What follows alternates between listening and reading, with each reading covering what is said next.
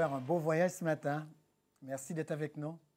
Nous allons voyager dans l'Ancien Testament pour rappeler que la parole a été donnée à Moïse et Moïse a écrit les 5 premiers livres, ces 5 premiers livres que nous appelons la Torah. Nous allons rester principalement dans ces 5 premiers livres et la prédication s'intitule aujourd'hui « Regarde et tu verras ». Vous savez, souvent Jésus dit « Voici, voici, il vient sous les nuées, voici, voici, voici ». Eh bien, ce mot est traduit « regarde ». Le mot, c'est « ra'a », voir, regarder, inspecter, recevoir, considérer. Vous vous rappelez que je vous ai dit en hébreu que le mot a une valeur et que le mot a une valeur en lui-même, mais le mot a aussi une valeur en tant que mot prononcé. Alors, si on regarde un petit peu la valeur de ce mot, on voit que ça commence avec le R. Et c'est vrai que le R a beaucoup à voir avec ce que Dieu donne.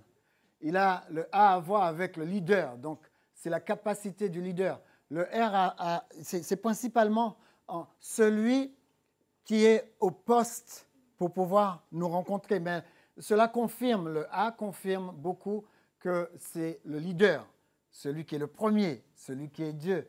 Et la troisième lettre, c'est plutôt la lettre de la révélation. Donc en fin de compte, ce mot « ra » signifie avoir une révélation de Dieu. Ça nous permet de voir les choses autrement. Nous devons beaucoup prier pour ça. Arriver à percevoir les choses. Comme on disait ce matin, en Corinthiens, on a cité le texte de Corinthiens 2, en 8, verset 2, 2 Corinthiens 8, verset 2, qui nous poussait à une chose. Savoir que la connaissance que nous avons, c'est quelque chose qui doit être sans cesse mis à jour. On ne peut pas concevoir que parce qu'on a entendu quelque chose dans une prédication ou parce qu'on a lu un livre, on maîtrise un sujet. D'accord ? Il faut que nous essayions, nous, de prendre du recul et de nous dire, quand je veux maîtriser un sujet, il faut passer des heures sur le sujet. Vous savez, la Bible dit, instruis l'enfant dès son jeune âge dans la voie qu'il doit suivre, dès son jeune âge. C'est parce que c'est important. Vous savez, pour comprendre et maîtriser une chose, il vous faut travailler la chose un certain nombre d'heures. Les connaisseurs disent qu'il faut travailler 11 000 heures. Ça signifie que si vous voulez que votre enfant apprenne à jouer d'un instrument, il faut commencer très tôt. Et vers l'âge de 14 ans, il commencera à avoir la maîtrise de cet instrument. Mais ceci est vrai pour tout. Dans Deutéronome 11, versets 26 à 28, nous allons commencer par ce passage. Regarde, je mets aujourd'hui devant toi la bénédiction et la malédiction. La bénédiction, si tu obéis au commandement de l'Éternel, ton Dieu. La malédiction, si tu n'obéis pas au commandement de l'Éternel. Et si tu te détournes de la voie que l'Éternel t'a prescrit de suivre et si tu vas après d'autres dieux. Regarde le texte et tu verras. Qu'est-ce que le texte dit? Qu'est-ce que Dieu n'aime pas? Qu'est-ce que Dieu met sous l'égide de la malédiction? Eh bien, il dit, c'est le fait que l'Éternel te prescrive quelque chose, tu sais la chose et tu ne la mets pas en application. Perdre son temps vient de là. Savoir une notion et ne pas appliquer la notion dans sa vie. Ne pas la mettre en application. Il dit, si vous n'obéissez pas au commandement de l'Éternel et si vous vous détournez de la voie que l'Éternel vous prescrit. Donc, il y a deux choses. La première chose, c'est ne pas obéir et la deuxième chose, c'est se détourner. Mais le verset nous apprend quelque chose de plus, un peu plus bas. Il nous dit, lorsque l'Éternel, ton Dieu, t'aura fait entrer dans le pays dont tu vas prendre possession, tu prononceras la bénédiction sur le mont Garizim et la malédiction sur le mont Ébal. On reviendra sur ça. Ces montagnes ne se situent-elles pas de l'autre côté du Jourdain, en direction de l'ouest, dans le pays des Cananéens, qui habitent dans la plaine vis-à-vis de Gilgal, près des chênes de Morée? Je vais essayer de concrètement me détacher du passage et vous amener vers autre chose. Si on regarde la vallée, voilà ce que ça donne. À gauche, nous avons le mont Garizim et à droite, nous avons le mont Ébal. Et vous vous rappelez ce que le passage dit? Revenons au passage. Il dit, lorsque l'Éternel, ton Dieu, t'aura fait entrer dans le pays dont tu vas prendre possession, tu prononceras la bénédiction sur le mont Garizim et la malédiction sur le mont Ébal. Alors, je vais vous expliquer ça. Ils n'allaient pas sur le mont Garizim pour prononcer la malédiction. Regardez bien où ils se sont installés. Ils se sont installés dans la vallée, entre le mont Garizim et le mont Ébal. C'est là qu'Israël s'est arrêté. Et quand on regarde bien l'histoire, on se rappelle que Dieu avait rencontré Abraham et qu'Abraham était passé par là. Je vous montrerai ça tout à l'heure.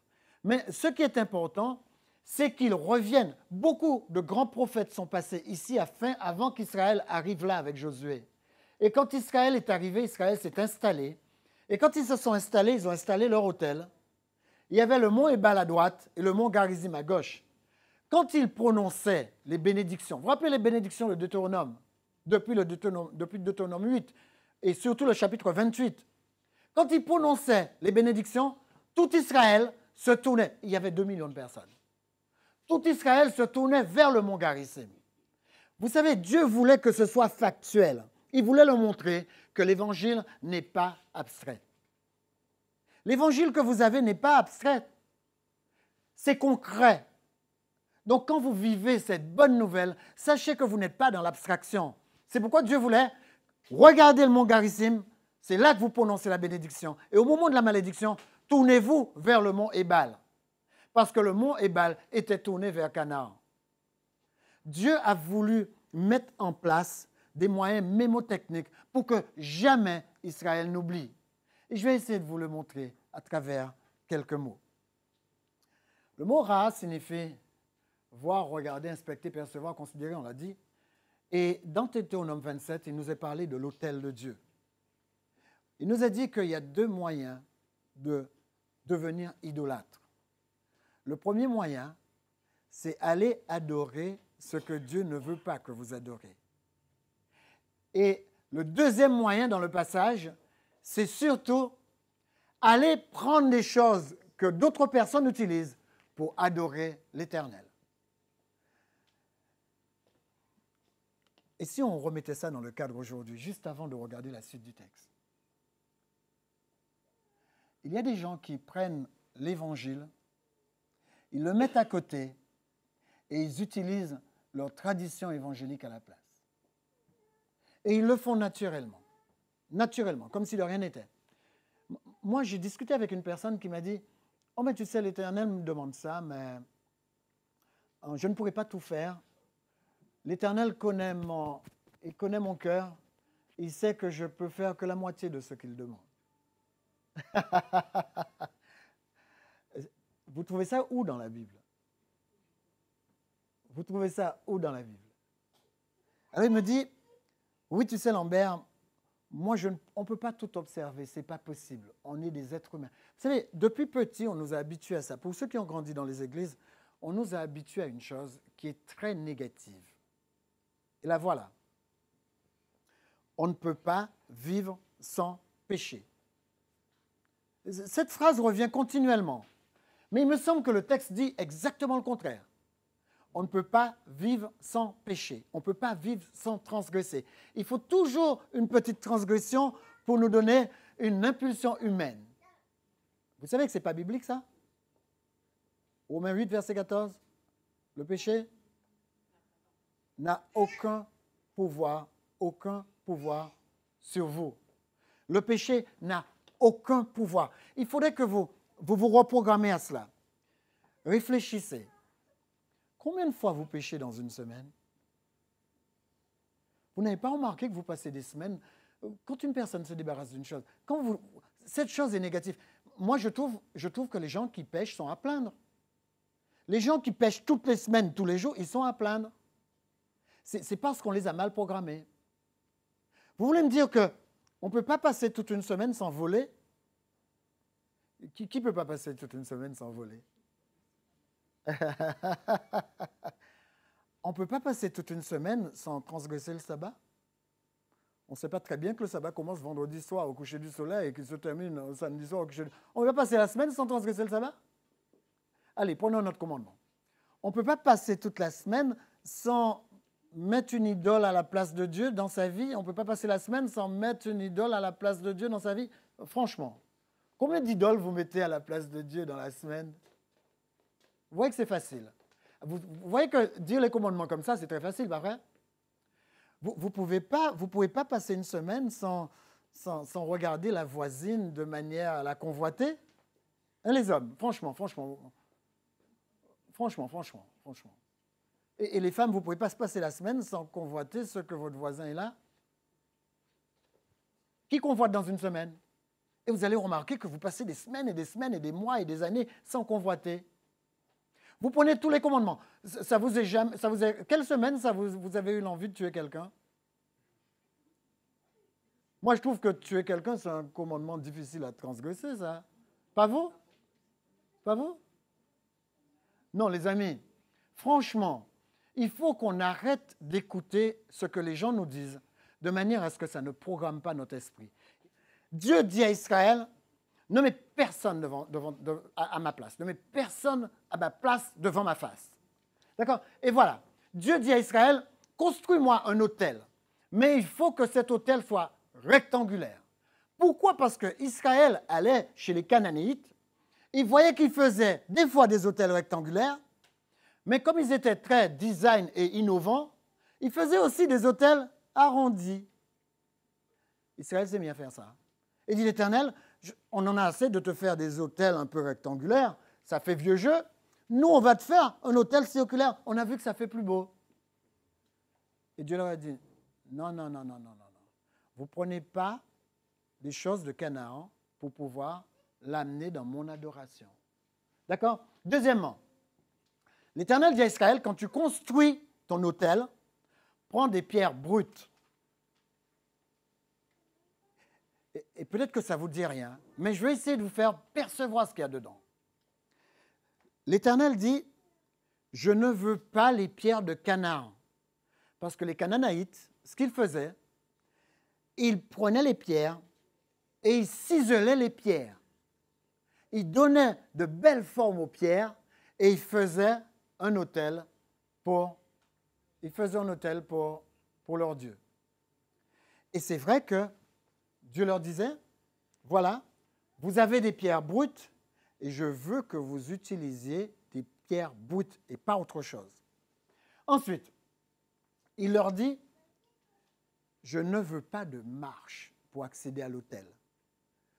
Dieu veut une rampe. Il y avait plusieurs raisons à ça. Et je crois que l'une des raisons que j'ai retenues, c'est celui-là. Dieu voulait que, pendant que le peuple avance pour l'adorer, il n'y ait personne qui monte des marches. Parce que les Israélites étaient habillés avec des robes. Et chaque fois qu'ils montaient des marches, il y avait une distraction. Essayez de vous imaginer que vous êtes derrière et vous avez une dame qui monte les marches avec sa belle robe pour aller adorer. Vous, les hommes, à tous les coups, vous êtes discrets. L'Éternel ne voulait pas de cette distraction. Donc, Dieu voulait une rampe. Et Dieu voulait que le temple, du moins l'autel, soit orienté nord, sud, est, ouest. C'est-à-dire que la face soit est-ouest encore et non ouest-est comme les païens. Parce que Satan fait toujours le contraire. Il avait mis la porte de l'autre côté, vers l'ouest. Et Dieu voulait que la porte d'entrée soit à l'est. Et il voulait que le Saint des Saints soit à l'ouest, c'est-à-dire un peu en retrait. Les païens faisaient exactement le contraire. Et Dieu ne l'a pas voulu. Les amis, essayez de vous imaginer. Ça vous paraît simple ce que je vous dis. Mais c'est très important en ce qui concerne votre spiritualité. Dieu veut que les choses soient faites à sa manière, pas à notre manière. Nous ne pouvons pas venir adorer Dieu comme il veut. Nous ne pouvons pas faire la moitié de ce que Dieu nous dit. Dieu veut notre bien. Il ne veut pas que la malédiction pour nous, mais plutôt la bénédiction. Regardez que la situation. Voilà l'autel de Josué. Cet autel qui était placé entre le mont Garizim et le mont Ébal. D'accord? Voilà l'autel de Josué. Et l'autel de Josué, qui d'entre vous aurait aimé aller adorer là? Ça fait un peu brut, pas vrai? Ça fait vraiment brut. Mais regardez ce que le texte dit. Il dit, et vous-même, en tant que pierre vivante, laissez-vous édifier pour former une maison spirituelle, un groupe de prêtres saints, afin d'offrir des sacrifices spirituels que Dieu peut accepter par Jésus-Christ. Vous avez remarqué ce qu'il dit? Dieu dit que les pierres qu'il a demandées aux Israélites de déposer brut pour faire son autel, il dit que ces pierres, c'est vous. Et quand on regarde les pierres, on se rend compte d'une chose. La pierre, le mot pierre vivante, c'est le mot ébène. La pierre vivante, c'est une pierre qui est non taillée par l'homme, mais qui est telle que Dieu l'a fait. Vous avez remarqué ce que Dieu veut? Dieu dit que vous êtes une pierre vivante. Dieu veut que vous restiez comme il vous a fait. Parce que Dieu vous a fait avec des spécificités que d'autres personnes n'ont pas. Dieu vous a donné des capacités que d'autres personnes n'ont pas. Dieu vous a donné une vision que d'autres personnes n'ont pas. Et si vous n'accomplissez pas votre vision, il se pourrait que jamais votre vision soit accomplie. Dieu a besoin de vous parce qu'il veut établir son royaume. Et ça, c'est le mot qui nous pousse à savoir comment Dieu nous veut. Dieu nous veut comme des pierres vivantes. Le mot ébène commence ainsi. Vous avez vu, le premier mot, c'est le mot leader, le mot aleph. Le mot bête, vous savez très bien que c'est notre maison, d'accord? Et le mot nun équivaut à la vie. Qu'est-ce que Dieu veut? Quand Dieu dit que je veux que vous soyez des pierres, ça signifie que Dieu veut que vous soyez des maisons dans lesquelles il loge pour vous donner la vie. C'est extraordinaire. Et si vous regardez le début du mot, vous vous rappelez le début du mot, il y a un A, il y a un B. Et ça donne quoi? En hébreu, Ab ou Abba, ça donne quoi? Père. Dieu est en train de s'inclure dans ce qu'il veut de vous. Et il y a bien sûr le Nun à la fin qui équivaut à la vie. Deutéronome 27.8, tu écriras sur ces pierres. Voilà pourquoi Dieu veut que vous soyez des pierres. Deutéronome 27.8, tu écriras sur ces pierres toutes les paroles de cette loi en les gravant bien nettement. Quand vous regardez les pierres du temple, de l'autel, excusez-moi, qu'est-ce que vous voyez? Essayez de voir, essayez de percevoir. Qu'est-ce que vous percevez? Dieu a dit de construire l'autel comme ça, avec des pierres qui ne sont pas taillées. Qu'est-ce que vous voyez? Les pierres ont différentes formes. Nous sommes différents, les amis. Dieu voulait montrer à quel point nous sommes différents. Mais il y a des gens parmi nous qui ont beaucoup plus de prestance, qui ont beaucoup plus de choses à partager, qui ont beaucoup de plus grandes entreprises à créer. Ce sont les grosses pierres. Mais excusez-moi, regardez bien ces grosses pierres. Est-ce que vous voyez les grosses pierres tenir toutes seules? On a besoin de petites pierres pour les supporter. Voilà ce que Dieu veut. Dieu veut que tout soit brut, mais il veut qu'on travaille les uns avec les autres, qu'on puisse se supporter, c'est-à-dire porter nos projets les uns les autres. Dieu veut que les gens se supportent, parce que si nous ne nous supportons pas, les grosses pierres ne pourront pas être à la bonne place. Ils ne pourront pas être équilibrés, ils ne pourront pas être stables. Et la loi dit que sur ces pierres, Dieu veut écrire sa loi. En clair, sur chacun de vous, Dieu veut écrire ses projets. La loi de Dieu, les règles de Dieu sont les projets de Dieu. Et Dieu veut l'inscrire sur chacun de nous. Nous sommes des pierres vivantes. Dieu ne veut pas des pierres qui sont ciselées. Vous savez, Dieu ne veut pas que les hommes vous formatent. Dieu vous veut brut. Les gens qui sont bruts apprennent mieux que les gens qui sont formatés. Regardez les monsieur et madame je sais tout. On ne peut rien leur apprendre. On ne peut rien leur apprendre. Ils savent tout, ils connaissent tout. Les amis, on a besoin les uns des autres. Nous avons besoin les uns des autres pour pouvoir perpétuer ce que Dieu nous a donné. Mais voici l'alliance que je ferai avec la communauté d'Israël. Il dit, après ces jours, déclare l'Éternel, je mettrai ma loi à l'intérieur d'eux. Dieu ne veut plus écrire sa loi sur nous, mais aujourd'hui, il veut écrire sa loi où? À l'intérieur de nous. Il dit, je l'écrirai dans leur cœur, je serai leur Dieu et ils seront mon peuple. Voilà où on va, voilà vers quoi on va. Genèse 12, verset 6 nous dit, Abraham traversa le pays jusqu'à l'endroit après Sichem, jusqu'aux chênes de Morée. Et là, si nous prenons le mot arbre, c'est le mot Elon. Il signifie arbre et térébinthe. Et Dieu nous dit que cet arbre était à Morée, c'était les chênes de Morée. Et Morée signifie instructeur, maître, celui qui fait tomber la pluie. En fin de compte, Dieu est en train de nous dire que depuis Abraham, il cherche à faire pleuvoir sa pluie sur chacun de nous. Ce n'est pas depuis Joël. Il le réitère depuis Joël. Mais depuis Abraham, Dieu veut faire tomber sa pluie sur nous. Et il nous dit, vous êtes des arbres. J'ai envie de faire pleuvoir ma puissance sur vous. Faire pleuvoir ma bénédiction sur vous. Et voilà où on se retrouve. Abraham, c'est lui le premier à s'être installé dans ce paysage. Après Abraham, 400 ans plus tard, ses descendants sont venus s'y installer. Et aujourd'hui, ils y sont encore. Et il y a des gens qui sont vraiment fervents parce qu'ils croient qu'à travers Abraham, ils peuvent continuer à citer exactement ce qu'il est dit en Deutéronome, prononcer la bénédiction sur le mont Garizim et le mont Ebal. Ils veulent perpétuer le fait que la parole de Dieu ne change jamais. Et nous le croyons que la parole de Dieu ne change pas. Nous croyons que Dieu va constituer un peuple nouveau dans lequel et sur lequel il va s'inscrire, mais dans lequel il va s'installer. Les amis, vous êtes des enfants de Dieu, considérez-le. Voilà, Osée 6, verset 3 nous dit, connaissons, cherchons à connaître l'Éternel.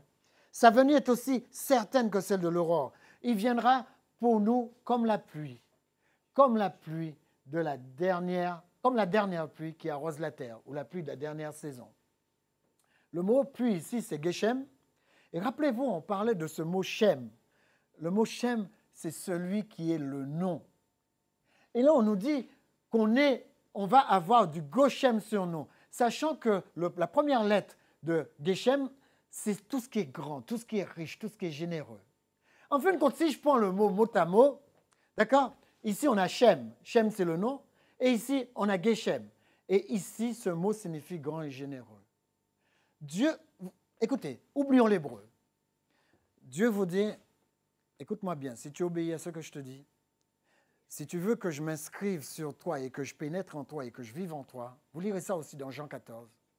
Il dit, si tu veux que je sois en toi, que je sois autour de toi et que je descende sur toi, il dit, il faut absolument que tu saches que tu dois recevoir ma générosité. Les chrétiens doivent être des gens généreux. En étant des gens généreux, ils reçoivent la générosité qui vient de Dieu. Les amis, qui peut contrer la générosité de Dieu? Qui peut dire à Dieu, écoute Seigneur, tu n'as pas fait assez? Non, l'Éternel nous dit, mais je veux être encore plus grand, plus riche, plus généreux envers toi. Cette semaine, je discutais avec une personne et je lui faisais comprendre à quel point nous fermons la porte à la générosité de Dieu. Vous savez, beaucoup de chrétiens vivent ce qu'ils ne devraient pas vivre. Moi, je suis étonné de voir des chrétiens qui vivent dans l'indigence.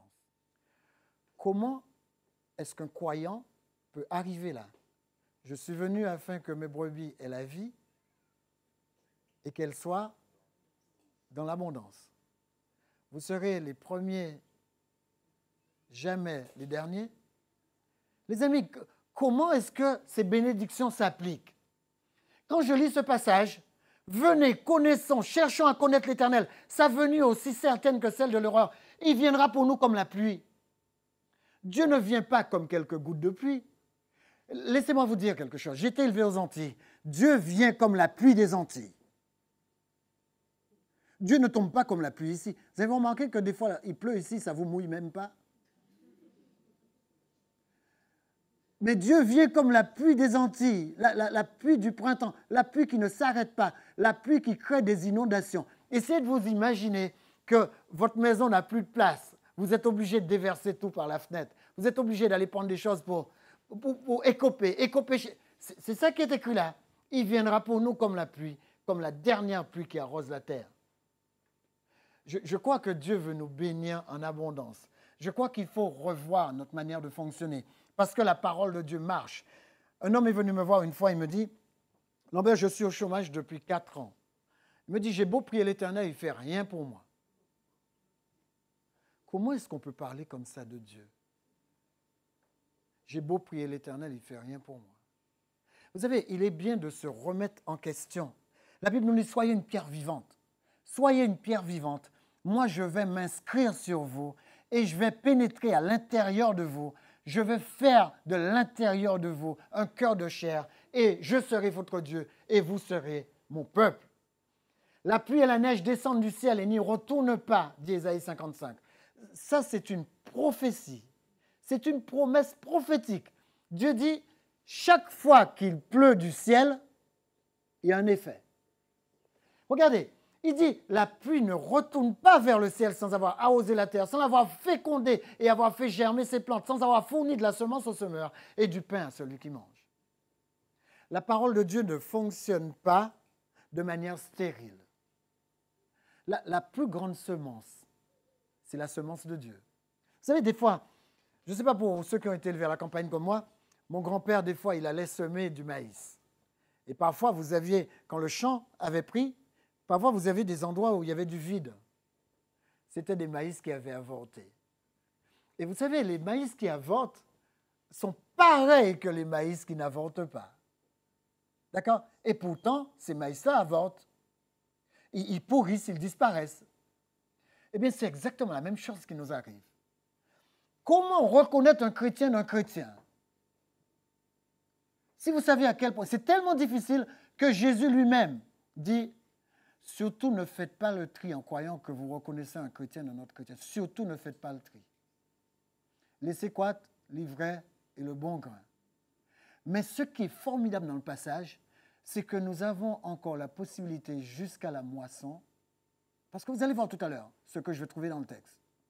Nous avons encore le choix jusqu'à la moisson de faire le choix d'être un bon chrétien et de ne plus être de l'ivraie. Regardez ce que le passage dit. Et vous, habitants de Sion, soyez dans l'allégresse. Réjouissez-vous en l'Éternel, votre Dieu, car il donnera la pluie au moment voulu. Il vous enverra les premières et les dernières pluies, comme le passé. Et voilà ce que j'ai trouvé dans le passage. Les 5 premiers livres de Moïse s'appellent, dans lesquels est donné toutes ces bénédictions et toutes ces malédictions, s'appellent la Torah. La première lettre de la Torah, c'est le T. Vous voyez, c'est le T. Alors, c'est un mot qui, dans son ancienne forme, veut dire signe, alliance, a un sens de croix. Le deuxième ici, il est très intéressant parce qu'il ressemble déjà à un clou, c'est un vave. Le vave ressemble, alors ça c'est tave, ça c'est vave, et le vave ressemble à un clou planté. Et ça c'est ça qui donne Torah. Là c'est le R, et le R signifie celui qui est à la tête de la maison. Donc il désigne qui? La maison c'est notre maison, et qui est à la tête, qui est le leader dans notre maison? Dieu. Donc ici, Dieu est désigné. Et ensuite la dernière lettre, le E, signifie révélation, ou être révélé. Si on reprend ce mot de la Torah, écoutez bien ce que ça veut dire. Ça veut dire que celui qui a fait l'alliance, mais quelle alliance? L'alliance où on a planté le clou. Dans quelle alliance on a planté un clou? D'accord? Il dit, c'est cet homme-là qui est à la tête de la maison qui obéit à l'Éternel, et c'est ce que révèle ce livre qui s'appelle la Torah. Les amis, vous regardez les mots, et les mots vous disent tout. Vous savez, Dieu a tellement de sagesse et d'intelligence qu'il l'a inscrit dans les mots que vous avez dans l'Écriture. C'est pourquoi je vous ai déjà dit, mettez-vous à l'hébreu. Personne n'a besoin de vous prêcher l'Évangile. L'Évangile est devant vos yeux. Dans chaque mot, la bonne nouvelle est inscrite. Et si je reprends ce mot Torah et que je pousse ce mot plus loin, il suffit que, vous savez, des fois on fait ça en hébreu, on prend un mot et on essaie de le décortiquer et on enlève un mot. Si j'enlève la dernière lettre, regardez ce que ça donne. Ça donne le mot Tor. Vous pouvez tourner, vous savez, ce qui est bien avec l'hébreu, vous pouvez tourner le mot comme vous voulez. Dieu arrive à passer son message. Si j'enlève la dernière lettre et, le mot c'est Tor. Et le mot Tor, c'est ce qu'on a dans l'Évangile, le mot colombe. Révélation, colombe. D'accord? Et si on prend le mot colombe et on nous dit, mais écoutez, même si vous avez loupé le coche et vous n'avez pas repéré celui qui est à la tête de la maison, on nous dit qu'une colombe va descendre sur lui à un moment donné. Vous avez bien intégré ça? Ça signifie que dans un même mot, Dieu nous donne 2 pistes pour reconnaître qui? Notre Sauveur. C'est pas extraordinaire ça? Voilà pourquoi vous devriez connaître cette langue, parce que cette langue vous donnera tout. Et vous, et si je reprends le texte pour finir, Joël 2, verset 23, et vous, habitants de Sion, Soyez dans l'allégresse et réjouissez-vous. Réjouissez-vous en l'Éternel votre Dieu, car il va vous donner la pluie. Le mot, on l'a vu, c'est Geshem, c'est-à-dire le grand nom riche et généreux. Dieu va jeter sa générosité sur vous comme de la pluie. Il dit, il le fera au moment voulu. Ça signifie, il ne peut pas le faire à tout moment. C'est quoi le moment voulu? C'est le moment où vous êtes en adéquation avec Dieu. Il y a des gens qui passent toute leur vie sans avoir un christianisme tangible, sans avoir une conversion profonde. Alors, Dieu, il a tout son temps. Vous savez, il s'appelle Éternel. Il s'appelle Éternel. Et vous savez, le pire de ce que j'ai observé, la quantité, les 100 ans qu'il nous donne à vivre, c'est une portion infime de son temps. Et il est même en dehors du temps, parce qu'il a formé le temps quand il a organisé la terre. Il a organisé, dit-il, avec les astres, il a organisé les jours, les semaines, les mois, les années. Donc, en fin de compte, ça signifie que ce n'était pas organisé avant. Il est venu l'organiser pour vous mettre dedans. Pas pour se mettre dedans, pour vous mettre dedans. Ça signifie que vous avez un temps limité. En clair, soyons concrets, soyons des hommes. Ça va s'arrêter. Ça va s'arrêter. Il y en a, il leur reste 40 ans, il y en a, il leur reste 30 ans. Moi, je suis peut-être celui à qui il reste le moins, mais il faut maximiser le temps que Dieu vous a donné. Si vous êtes spirituel, soyez spirituel. Si vous ne l'êtes pas, ne soyez pas spirituel. Faites ce que vous voulez, mais quand vous avez choisi quelque chose, soyez-le entièrement. C'est vous, en le choisissant, qui maximisez votre temps. Personne ne peut augmenter votre spiritualité. Vous êtes les seuls à pouvoir prendre la décision d'augmenter votre spiritualité. Mais vous pouvez faire semblant. D'accord? Les amis, ne perdez pas votre temps. Maximisez votre temps. Maximisez votre temps. Il y a des gens qui donnent aux gens, à Dieu, un sabbat sur 4. Il y a des gens qui m'ont dit, ils m'ont téléphoné, ils m'ont dit, « Oh, mais tu sais, on suit tes émissions sur Internet. Ça nous suffit pour le sabbat. » Est-ce que c'est biblique, ça? Les amis, on peut avoir des contraintes dans sa vie, mais essayez de maximiser votre spiritualité. Essayez de monter un cran plus haut. Essayez de vivre quelque chose d'extraordinaire, parce que le temps joue contre nous. Regardez la suite. Il dit, il vous enverra la première pluie. Et là, le mot ici, c'est le mot moré, qui signifie que cette personne qui vient, c'est le maître qui plante. Il dit qu'il vous enverra les premières pluies. Et les premières, là, c'est moré, celui qui plante. Donc, ça signifie que la personne qui a ce clou-là, le responsable de la Torah, la personne chez qui on a mis le clou et qui a fait l'alliance, il va venir de manière riche et généreuse. Mais c'est vrai aussi qu'il viendra comme un maître qui plante. Il va planter tout à l'intérieur de vous. Ensuite, il va l'arroser. Et regardez ça. Il va envoyer les dernières pluies. Et le mot, c'est malcoche, c'est-à-dire il va moissonner. Dieu ne viendra jamais à vous, sinon pour planter. Et la deuxième fois qu'il arrive, c'est pour moissonner. Dieu n'a jamais planté et ne pas moissonner.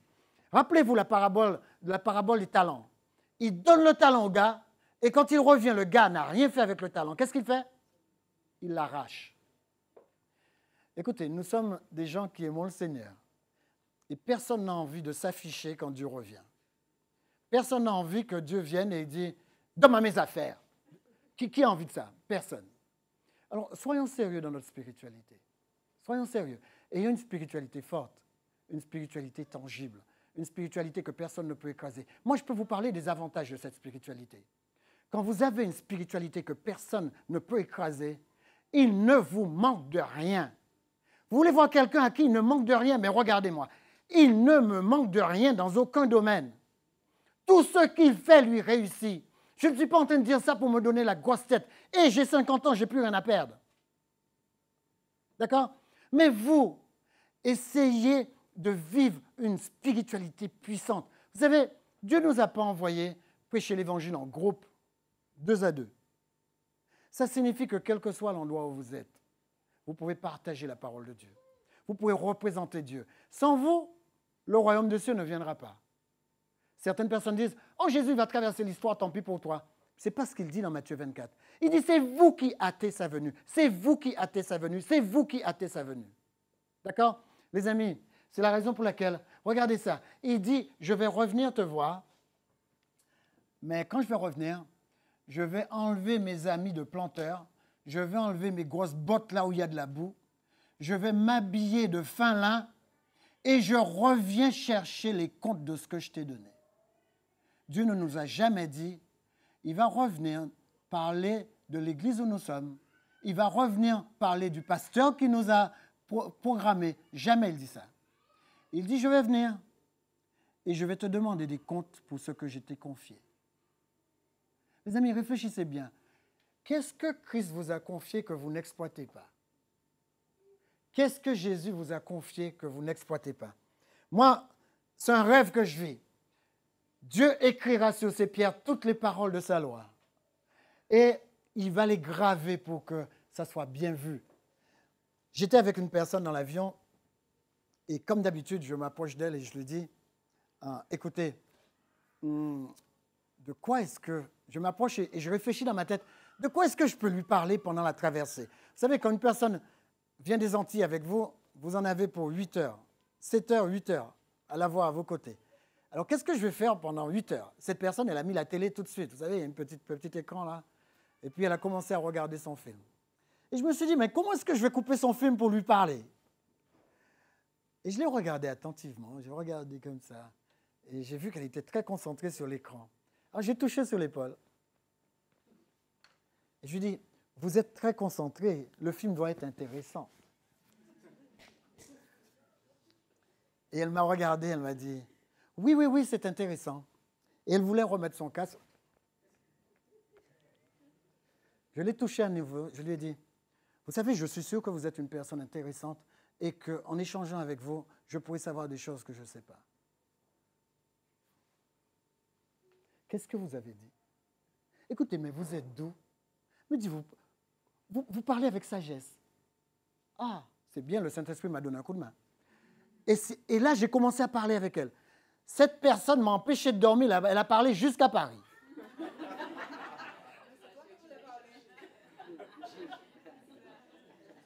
Les amis, et vous savez, c'est vrai qu'elle a parlé, elle n'a pas parlé pour ne rien dire. Elle a parlé de choses là concernant. Donc j'ai pris le temps avec elle de l'accompagner. Et vous savez, à la fin, ce qu'elle m'a dit, elle m'a dit, écoutez, quand je rencontre des personnes comme vous, je ne veux plus les perdre. Voilà mon numéro de téléphone. Je vous invite à Biarritz. Je n'ai pas encore été, mais ça viendra. Les amis, vous pouvez prêcher l'évangile partout, n'importe où. Il faut savoir entrer sur les gens. C'est facile, c'est simple et ça marche.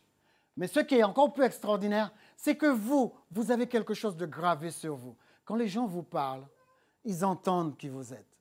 Ils entendent la qualité de ce que vous êtes. C'est la raison pour laquelle je vous dis, méditez la parole, vivez la parole. Vous changez de caractère, vous ne verrez même pas. Quand les gens vous parleront, ils ne voudront même pas vous couper. Ils voudront aller jusqu'à Paris en vous parlant. C'est comme ça que ça marche. Les amis, nous savons tous que cela est possible à tout le monde dans la salle, puisque tout est possible à celui qui croit.